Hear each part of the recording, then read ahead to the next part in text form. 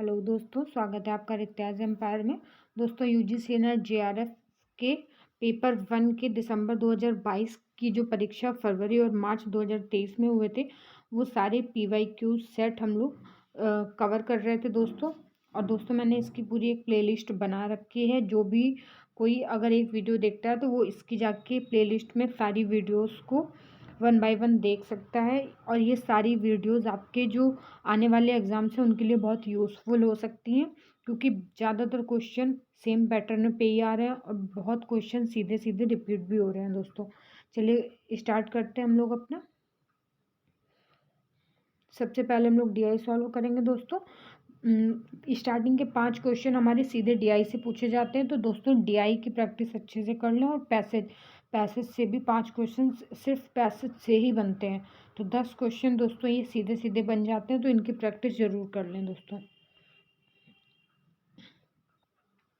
चलिए डीआई पढ़ लेते हैं। निम्नलिखित तालिका में सोमवार से शनिवार तक 6 भिन्न कार्य दिवसों में 5 भारतीय बैंकों द्वारा लिए गए साक्षात्कार में शामिल अभ्यर्थियों की संख्या प्रदर्शित है। तालिका में कुछ मान माइनस के रूप में चिन्हित लुप्त हैं। यदि आवश्यकता हो तो डैश के रूप में चिन्हित हैं, और यदि आवश्यकता हो तो आपसे उनके परिकलन की आशा की जाती है। तालिका में दिए गए आंकड़ों के आधार पर प्रश्नों के उत्तर दीजिए। तो दोस्तों ये हमें आंकड़े दिए गए हैं बैंकों द्वारा लिया गया अभ्यर्थियों का दिनवार साक्षात्कार। तो सोमवार दिन एक साइड दिन दिए गए हैं, सोमवार, मंगलवार, बुधवार, गुरुवार, शुक्रवार, शनिवार, और लिए गए कुल साक्षात्कार।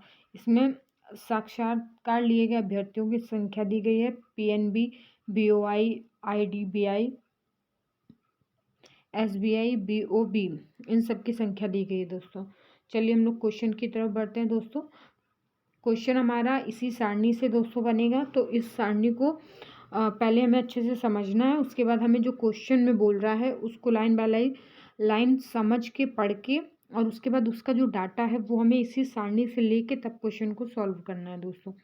कई बार दोस्तों ऐसा होता है कि कुछ सारणियाँ समझ में नहीं आती हैं, तो इसके लिए आपको उस सारणी के लिए थोड़ी सी प्रैक्टिस करनी है और थोड़ा सा आपको समझने की कोशिश करनी है कि सारणियों में क्या कठिनाई आपको आ रही है। तो क्वेश्चन पढ़ लेते हैं। शुक्रवार और शनिवार को एक साथ मिलाकर एसबीआई द्वारा लिए गए साक्षात्कार में शामिल अभ्यर्थियों की संख्या का उन्हीं 2 दिनों में बीओआई द्वारा साक्षात्कार में शामिल अभ्यर्थियों की संख्या से अनुपात कितना है। तो दोस्तों क्वेश्चन बहुत सिंपल है। सबसे पहले शुक्रवार और शनिवार को एसबीआई ने कितने उम्मीदवारों से साक्षात्कार लिया या कितने लोग शामिल हुए, तो उनकी शुक्रवार और शनिवार की जो एसबीआई की संख्या थी 40 और 30 थी। इनको ऐड किया तो 70 हो गया दोस्तों। उसके बाद शुक्रवार और शनिवार को बीओआई द्वारा जो जिनका साक्षात्कार लिया गया उनकी संख्या को ऐड करके फिर इन दोनों का रेशियो हमें निकालना था। तो दोस्तों पहली शुक्रवार शनिवार की संख्या 70 और शुक्रवार शनिवार बीओआई द्वारा साक्षात्कार लिए गए उम्मीदवारों की संख्या 72, तो 70 और 72 का रेशियो 35 और 36 निकलेगा।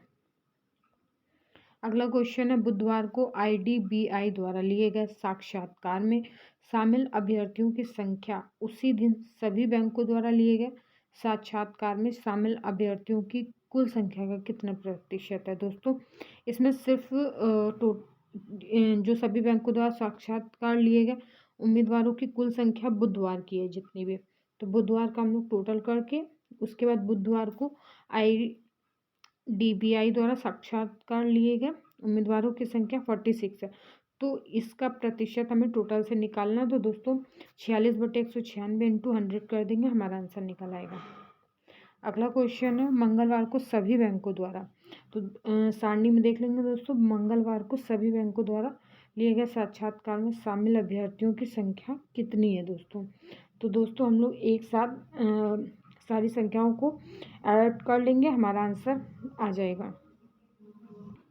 और दोस्तों अगर कुछ लोग कंफ्यूज हों कि ये जो डैश का चिन्ह लगा और संख्या लुप्त है तो ये संख्या हमारी कैसे ज्ञात होगी, तो सबसे पहले आप लोग नीचे देख लीजिए, लिए गए कुल साक्षात्कार हमारे दिए गए हैं दोस्तों।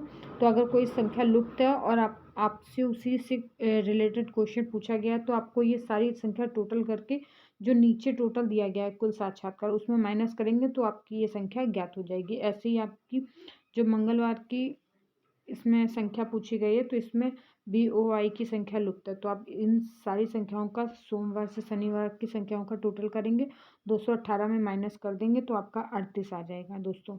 ठीक है, चलिए अगला क्वेश्चन देख लेते हैं दोस्तों। अगला क्वेश्चन भी बहुत इजी है। SBI द्वारा गुरुवार को लिए गए साक्षात्कार में शामिल, इसमें जो भी डेटा पूछा जा रहा है जिस दिन का दोस्तों, बस वो डेटा में उठा लेना। शामिल अभ्यर्थियों की संख्या उसके पूर्व दिन में लिए गए, मतलब गुरुवार का पूछा गया तो इसका पूर्व दिन कौन सा हो जाएगा दोस्तों, बुधवार हो जाएगा। तो पूर्व दिन में लिए गए साक्षात्कार में शामिल अभ्यर्थियों की संख्या की अपेक्षा लगभग कितने प्रतिशत बढ़ गई है। तो दोस्तों उससे अपेक्षा करेंगे तो प्रतिशत उसी से निकालेंगे, तो 46/24 इंटू 100 कर देंगे, हमारा क्वेश्चन का आंसर आ जाएगा। अगला क्वेश्चन इसी DI से है दोस्तों।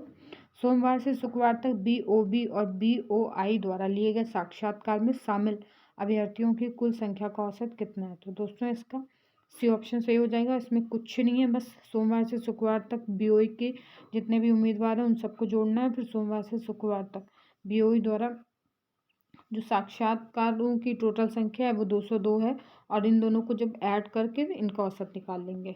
चलिए दोस्तों हमारी DI कंप्लीट हो गई है। अब हम लोग अपने अगले क्वेश्चन की तरफ बढ़ते हैं। अगला क्वेश्चन दोस्तों, स्वयं प्रभा का कौन सा चैनल सामाजिक विज्ञान प्रथम या सामाजिक एवं व्यवहार विज्ञान से संबंधित है। तो दोस्तों इसका ए ऑप्शन सही हो जाएगा, प्रबोध चैनल 3। चलिए दोस्तों इसकी व्याख्या देख लेते हैं। स्वयं प्रभा मानव संसाधन विकास मंत्रालय की एक पहल है जिसका उद्देश्य 24/7 आधार पर देश भर में DTH के माध्यम से 34 उच्च गुणवत्ता वाले शैक्षिक चैनल प्रदान करना है। इसमें पाठ्यक्रम आधारित पाठ्यक्रम सामग्री है जो विभिन्न विषयों को कवर करती है। यह मुख्य रूप से दूरस्थ क्षेत्रों के लिए गुणवत्तापूर्ण शिक्षण संसाधनों को सुलभ बनाने के उद्देश्य से है, जहां इंटरनेट की उपलब्धता अभी भी एक चुनौती है। DTH चैनल कार्यक्रम के प्रसारण के लिए GSAT 15 उपग्रह का उपयोग कर रहे हैं। प्रबोध चैनल 3 UGC सामाजिक विज्ञान प्रथम, समाजशास्त्र, राजनीति विज्ञान और संबंधित विषय शाश्वत। चैनल 4 CEC या UGC सामाजिक विज्ञान 2, शिक्षा, मनोविज्ञान, गृह विज्ञान और संबंधित विषय। प्रबंधन चैनल 5 UGC सामाजिक विज्ञान 3, प्रबंधन, पुस्तकालय विज्ञान, सूचना विभाग और संबंधित विषय। और विधिक चैनल 6 UGC सामाजिक विज्ञान 4, कानून, कानूनी अध्ययन, मानवाधिकार और संबंधित विषय। अगला क्वेश्चन दोस्तों, निम्नलिखित में से वे कारक कौन से हैं जो अधिगम को प्रभावित करते हैं। तो ए दिया गया है मानसिक स्वास्थ्य, बी है ध्यान, सी है जेंडर, डी है तत्परता, ई है थकान। तो दोस्तों इसका सही ऑप्शन होगा ऑप्शन बी, केवल ABDE। अगला क्वेश्चन है दोस्तों हमारा, अधिगम प्रबंधन प्रणाली LMS के उदाहरण निम्नलिखित में से कौन है। ए है स्कूलॉजी, बी है एडमोडो, सी है कैनवास, डी है बुक क्रिएटर, ई है लर्न डैश।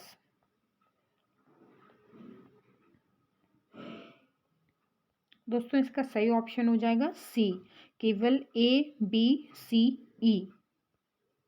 दोस्तों व्याख्या देख लेते हैं।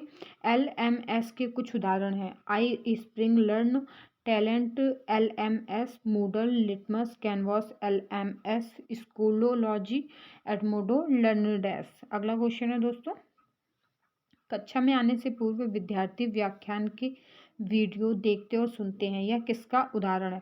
तो दोस्तों सही ऑप्शन इसका बी हो जाएगा, पलटी कक्षा, फ्लिप्ड क्लासरूम। इसकी व्याख्या देख लेते हैं दोस्तों।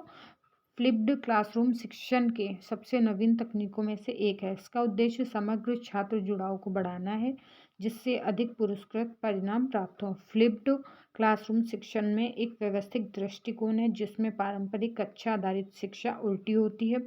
यह दृष्टिकोण छात्रों को पहले से ही अध्ययन सामग्री से परिचित कराने में मदद करता है। जैसा कि छात्रों ने पहले ही विषय के बारे में जान लिया होगा, वास्तविक कक्षा समय का उपयोग विषय का पता लगाने के लिए किया जाता है और शिक्षक समूह चर्चा और समस्या समाधान गतिविधियों के माध्यम से विषय की समझ को गहरा करने के लिए कक्षा के समय का उपयोग कर सकते हैं दोस्तों। चलिए अगला क्वेश्चन देख लेते हैं दोस्तों। अगला क्वेश्चन है दोस्तों, निम्नलिखित में से कौन सी पद्धति शिक्षा के अधिगम केंद्रित उपागम पर आधारित है। तो दोस्तों इसका सही ऑप्शन है दोस्तों, इसका बी ऑप्शन सही हो जाएगा, गतिविधि आधारित पाठ या इसके फोल्डिंग। चलिए दोस्तों अगला क्वेश्चन देख लेते हैं।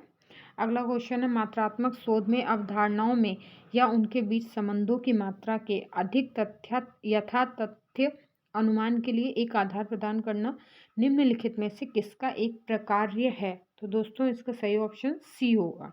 माप मात्रात्मक अनुसंधान में अवधारणाओं के बीच या उनके बीच संबंधों की डिग्री के अधिक सटीक अनुमान के लिए एक आधार प्रदान करना फंक्शन माप है। अगला क्वेश्चन देख लेते हैं दोस्तों, डाक प्रश्नावली सर्वेक्षण की एक प्रमुख सीमा निर्धारण क्या है। तो दोस्तों इसका सही ऑप्शन होगा डी, गैर प्रत्युत्तर की उच्चतर दर।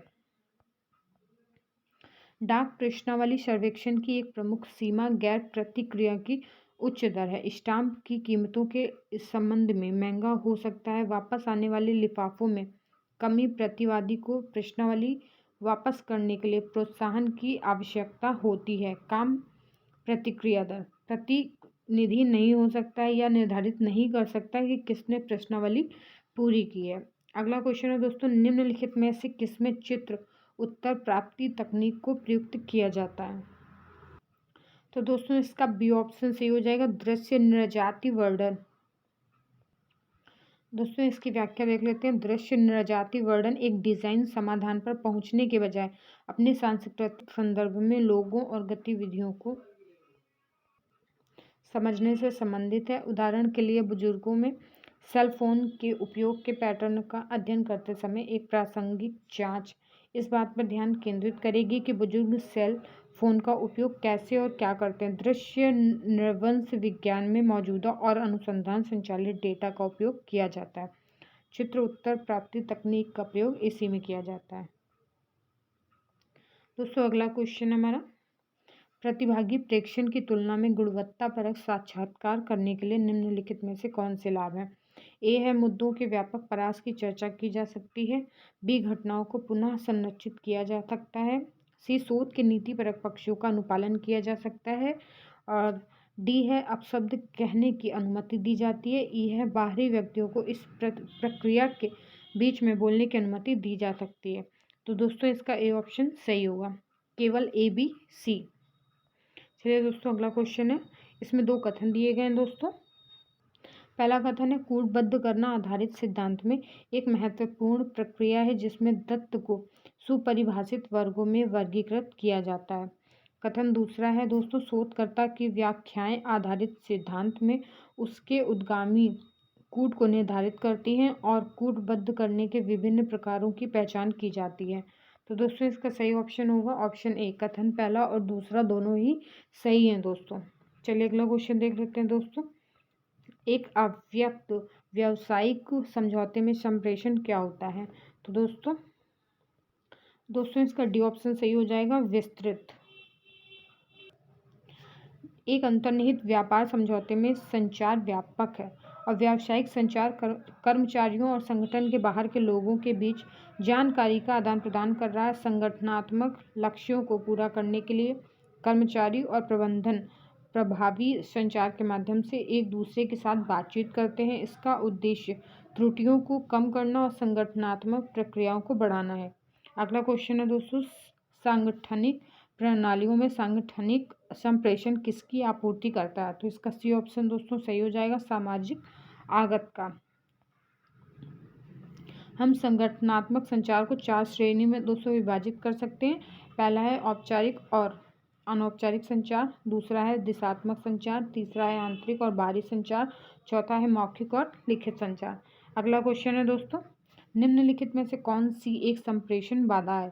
तो इसका बी ऑप्शन सही हो जाएगा, अर्थगत विरूपण।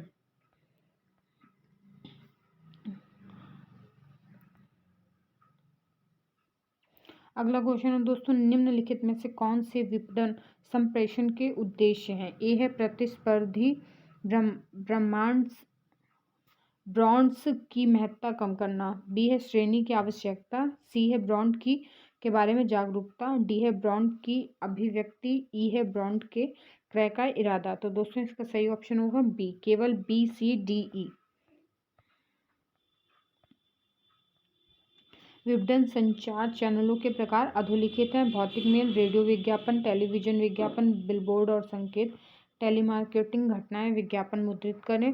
और विपणन संचार में निम्नलिखित उद्देश्य हैं: श्रेणी की आवश्यकता, ब्रांड जागरूकता, ब्रांड रवैया। अगले क्वेश्चन में दोस्तों 2 कथन दिए गए हैं। पहला कथन है, जब लोकप्रिय स्रोतों द्वारा संदेश प्रदान किए जाते हैं तो उनको प्राप्तकर्ताओं से उच्चतर ध्यान और स्मरण प्राप्त होता है। और कथन दूसरा है, एक अत्यधिक विश्वसनीय सूत्र विशेषज्ञता, विश्वसनीयता, योग्य और पसंदगी के क्षेत्रों में अधिक स्कोर प्राप्त नहीं भी कर सकता है। तो इसका दोस्तों सही ऑप्शन होगा ऑप्शन सी। कथन पहला सही है लेकिन कथन दूसरा गलत है। तो कथन दूसरा देख लेते हैं। एक अत्यधिक विश्वसनीय स्रोत विशेषज्ञता, विश्वसनीयता और स्वीकार्यता के क्षेत्रों में बहुत अधिक स्कोर कर सकता है। अगला क्वेश्चन है दोस्तों, ए और बी 2 बहनों की आयु 7 और 6 के अनुपात में है। 12 वर्ष के पश्चात उनकी आयु का रेशियो 9 और 8 हो जाएगा। तो उनकी आयु के मध्य अंतर ज्ञात करना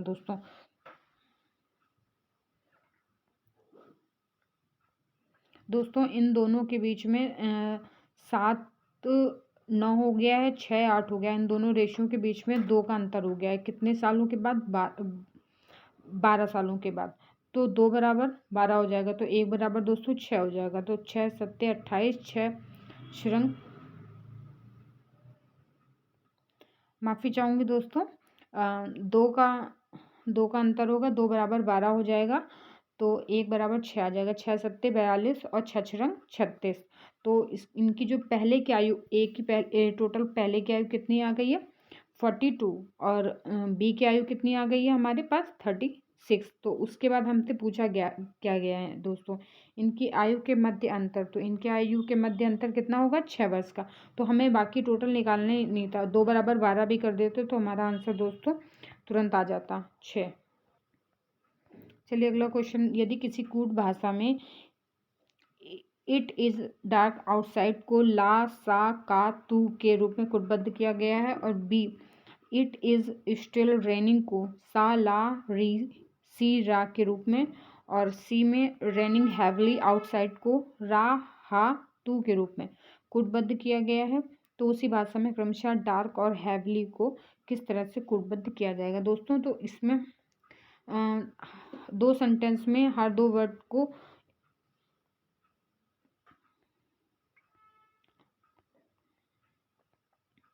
दोस्तों इसको बोल के उस तरह से नहीं समझाया जा सकता है। तो कोशिश करिए आप लोग इन क्वेश्चंस की प्रैक्टिस करिए, और अगर आप लोग इसकी व्याख्या से समझ सकते हैं तो एक बार अच्छे से समझिए।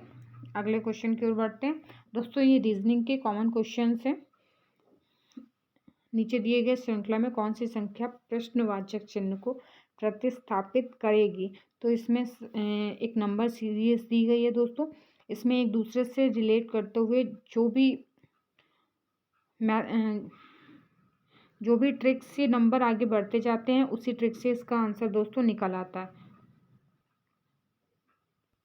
अगला क्वेश्चन दोस्तों, यदि किसी बैंक में जमा की गई कुल धनराशि प्रतिवर्ष साधारण ब्याज के आधार पर 5 वर्षों में 5200 तथा 7 वर्षों में 5680 हो जाती है, तो प्रतिवर्ष ब्याज दर ज्ञात कीजिए दोस्तों।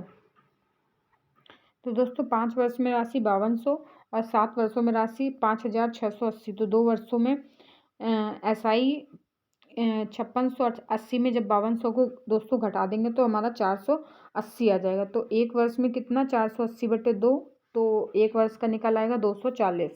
तो 5 वर्षों में का निकालना होगा तो 240 गुणे 5 कर देंगे तो दोस्तों टोटल 1200 आ जाएगा। तो ऐसे ही 5200 में जब 1200 को घटा देंगे तो 4000 हमारा मूलधन आ जाएगा दोस्तों, और इसी तरह से हमें इसका प्रतिशत निकाल लेना है। अगला क्वेश्चन है दोस्तों, यदि किसी वस्तु के विक्रय मूल्य एवं लागत मूल्य के मध्य अनुपात 5:3 है तो उस वस्तु के लाभ एवं लागत मूल्य के मध्य अनुपात ज्ञात करना है। तो दोस्तों विक्रय मूल्य, तो दोस्तों इस क्वेश्चन में कुछ भी नहीं है। सबसे पहले विक्रय मूल्य दिया गया है 5 है, और जो CP दिया गया है वो 3 है। अगर हमने कोई चीज़ 3 रुपए की खरीदी है और 5 रुपए की बेच रहे हैं तो हमें लाभ कितने का हो रहा है? 2 रुपए का दोस्तों लाभ हो रहा है। और इस वस्तु में लाभ और लागत मूल्य के मध्य अनुपात पूछा गया। तो लाभ हमें कितना हो रहा है 2 और लागत मूल्य हमारी कितनी है 3, तो 2:3 हमारा अनुपात निकाल आएगा दोस्तों। तो इसका ये ऑप्शन सही हो जाएगा दोस्तों, इतना लंबा नहीं करना है। चलिए अगला क्वेश्चन देख लेते हैं दोस्तों। निम्नलिखित कथन में कौन सा अनाकारिक तर्क दोष है? प्रसिद्ध गायक श्री शांतनु ने कहा कि ABC दंतमंजन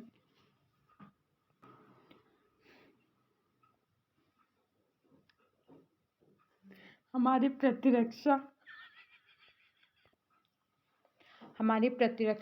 प्रतिरक्षा को बढ़ाता है, इसलिए हमें ABC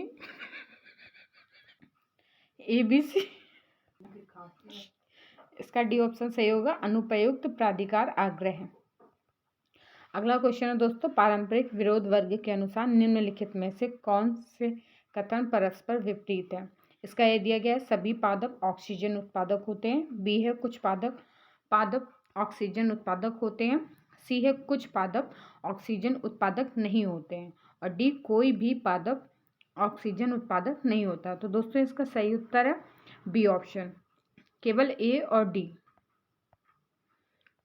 अगले क्वेश्चन की तरफ बढ़ते हैं दोस्तों। तो अगला क्वेश्चन है, निम्नलिखित में से कौन सी कथन तार्किक रूप से समतुल्य है दोस्तों?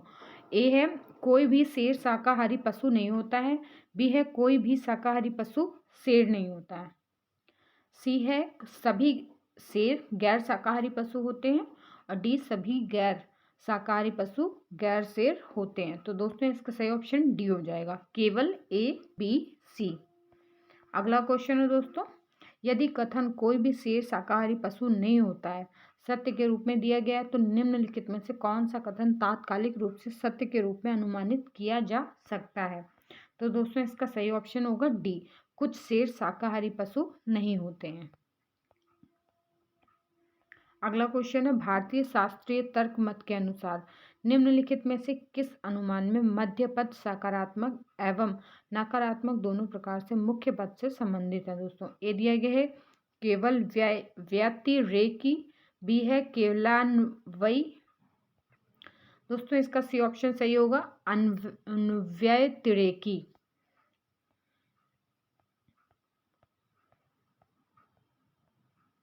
चलिए दोस्तों अगला क्वेश्चन देख लेते हैं। MS एक्सेल कार्यपत्रक के निम्नलिखित आंसू चित्र पर विचार कीजिए। तो दोस्तों इसमें A B C D, ए में अनुक्रमांक, बी में परीक्षांक 1, परीक्षांक 2 एंड कुल अंक।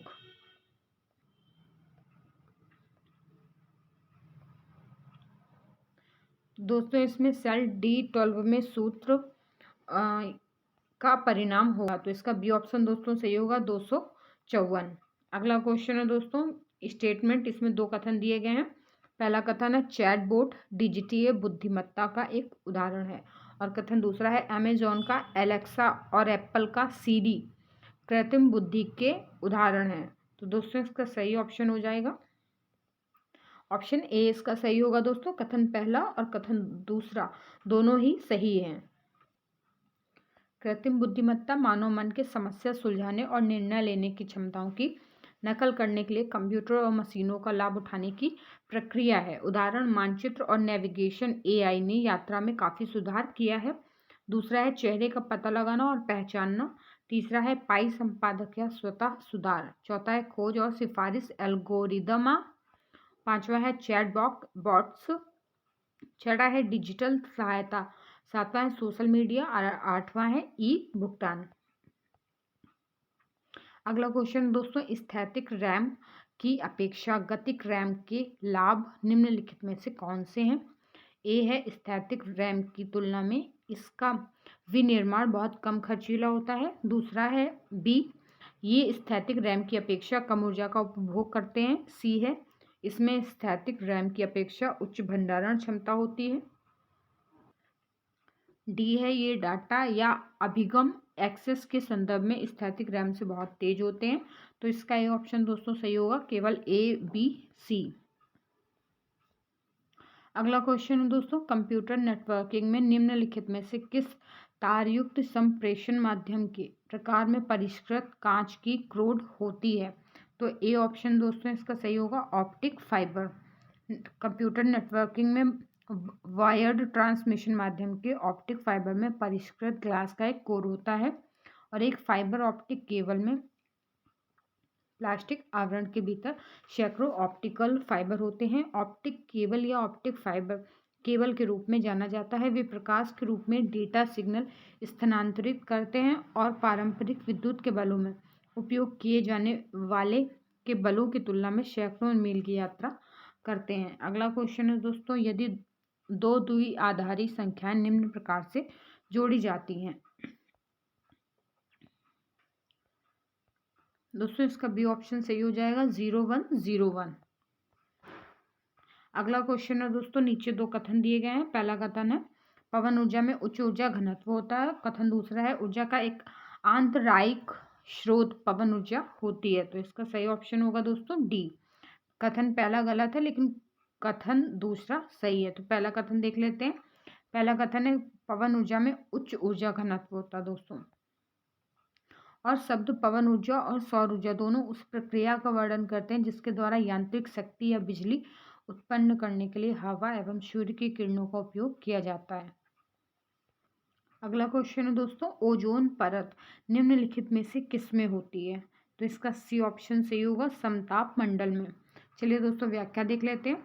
ओजोन परत पृथ्वी से 15 किलोमीटर और 30 किलोमीटर के बीच समताप मंडल में बैठती है और हमें अन्य जीवित चीज़ों को सूर्य के हानिकारक पराबैंगनी विकिरण से बचाती है। या ऊपरी वायुमंडल या समताप मंडल में स्वाभाविक रूप से कम मात्रा में होती है। ओजोन सूर्य की पराबैंगनी विकिरण से पृथ्वी पर जीवन की रक्षा करता है और वायुमंडल में ओजोन का 90% समताप मंडल में बैठता है और वायुमंडल की परत लगभग 10 से 50 किलोमीटर की ऊंचाई के बीच में है। अगला क्वेश्चन है दोस्तों, नीचे दो कथन दिए गए हैं। पहला कथन है सहस्त्राब्दी विकास लक्ष्यों या MDG को वर्ष 2030 तक प्राप्त करने का लक्ष्य रखा गया था। और दूसरा कथन है संधारणीय विकास लक्ष्यों या SDG को वर्ष 2015 तक प्राप्त करने का लक्ष्य रखा गया था। दोस्तों इसका बी ऑप्शन सही हो जाएगा। कथन पहला और कथन दूसरा दोनों ही गलत है। चलिए इसकी व्याख्या देख लेते हैं दोस्तों। व्याख्या देख लो। कथन पहला दोस्तों, सहस्त्राब्दी विकास लक्ष्यों या MDG को 2030 तक प्राप्त करने के लिए निर्धारित किया गया था। और दूसरा कथन है सतत विकास लक्ष्यों को 2015 तक प्राप्त करने के लिए निर्धारित किया गया था। अगला क्वेश्चन है अंतर्राष्ट्रीय सौर संधि के लिए आधिकारिक भाषाएं हैं। ए है हिंदी, बी अंग्रेजी, सी फ्रांसीसी, डी स्पेनी, ई है चीनी। तो इसका सही ऑप्शन होगा दोस्तों ए। अंतर्राष्ट्रीय सौर गठबंधन के लिए आधिकारिक भाषाएं हिंदी, अंग्रेजी और फ्रेंच हैं। अंतर्राष्ट्रीय सौर गठबंधन के फ्रेमवर्क समझौते को मराकेश मोरक्को में खोला गया था। और अंतर्राष्ट्रीय सौर गठबंधन राष्ट्रों का एक अंतर्राष्ट्रीय समूह है जो कर्क रेखा और मकर रेखा के बीच स्थित है और ये सौर संसाधन संपन्न देश है। इन्हें संसाइन देश कहा जाता है। IM एक संधि आधारित अंतर सरकारी संगठन है जिनका उद्देश्य सौर ऊर्जा के क्षेत्र में बदलाव लाना है। समूह का प्राथमिक लक्ष्य जीवाश्म ईंधन से सौर ऊर्जा में बदलाव में तेजी लाना है और इसे भारत के प्रधानमंत्री नरेंद्र मोदी द्वारा नवंबर 2015 में पेरिस फ्रांस में COP21 में लॉन्च किया गया था। और ISA का मुख्यालय हरियाणा भारत के गुरुग्राम में स्थित है। IMA को सौर नीति और अनुप्रयोग के लिए अंतरराष्ट्रीय एजेंसी भी कहा जाता है। चलिए अगला क्वेश्चन देख लेते हैं दोस्तों। इस क्वेश्चन में सूची 1 को सूची 2 से सुमेलित करना है। तो सूची 1 में माध्यम दिया गया है, सूची 2 में रोग दिए गए हैं। तो इसका सही ऑप्शन होगा ऑप्शन बी, जलजनित हैजा, जल धावित मलेरिया, जल आधारित सिस्टोसोमियासिस और जल संबंधित ट्रैकोमा। अगला क्वेश्चन है दोस्तों हमारा, निम्नलिखित में से कौन निष्क्रिय अधिगम पर आधारित है जिसमें बच्चा शिक्षकों को सुनता है तथा उनके द्वारा दिए गए निर्देशों का पालन करता है। तो दोस्तों इसका बी ऑप्शन सही हो जाएगा पारंपरिक अधिगम। पारंपरिक शिक्षा निष्क्रिय सीखने पर आधारित है जहां बच्चा शिक्षकों को सुनता है और उनके निर्देशों का पालन करता है। पारंपरिक शिक्षार्थी एक पारंपरिक सीखने के दृष्टिकोण को पसंद करते हैं और इसमें अवसर पूरी कक्षा के व्याख्यान, शिक्षक के नेतृत्व वाले निर्देश, पूर्व नियोजित इकाइयां, बहुत सारी संरचना और मूल्यांकन के उद्देश्य मोड शामिल होते हैं। अगले क्वेश्चन में दोस्तों नीचे दो कथन दिए गए हैं। पहला कथन है, यह माना जाता है कि पूर्व वैदिक काल में महिलाओं को किसी भी प्रकार की शिक्षा प्राप्त करने के समान अधिकार थे। कथन दूसरा है, वैदिक काल के अंतिम चरण में वहां पर 12 वर्ष और उससे अधिक की आयु की बालिकाओं हेतु कोई अलग गुरुकुल नहीं थे, इसलिए वे उच्च शिक्षा प्राप्त नहीं कर सकें। तो दोस्तों इसका सही ऑप्शन ए हो जाएगा। कथन पहला और कथन दूसरा दोनों ही सही हैं दोस्तों। अगला क्वेश्चन है दोस्तों, नीचे दो कथन दिए गए हैं। पहला कथन है, वैश्विक मानकों को प्राप्त करने हेतु भारतीय विश्वविद्यालयों को अनुसंधान और विकास संबंधी कार्यक्रमों के लिए सतत समर्थन की आवश्यकता है। और कथन दूसरा है, ज्ञान आयोग द्वारा कल्पित ज्ञान अर्थव्यवस्था के क्षेत्र में उच्च शिक्षा में सरकारी भूमिका की आवश्यकता होती है। तो दोस्तों इसका सी ऑप्शन सही हो जाएगा। इसमें पहला कथन सही है लेकिन दूसरा कथन गलत है। चलिए दूसरा देख लेते हैं। ज्ञान आयोग द्वारा परिकल्पित ज्ञान अर्थव्यवस्था को उच्च शिक्षा में सरकार की भागीदारी की आवश्यकता नहीं है। अगला क्वेश्चन है, यह अनुशंसा निम्नलिखित में से किसके द्वारा की गई थी? किसी भी ऐसे छात्र को जब तक कि उसमें वह जिस विषय में BA BSc ना किया हो उससे उसमें विशिष्ट शिक्षण की अनुमति नहीं दी जाएगी।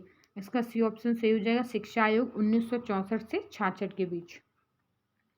शिक्षा आयोग 1964 से 66 के बीच आया था। ये की सिफारिश दी गई थी कि किसी भी छात्र को किसी विषय को पढ़ाने में विशेषज्ञता की अनुमति नहीं दी जानी चाहिए जब तक कि उसके पास BA या BSc ना हो।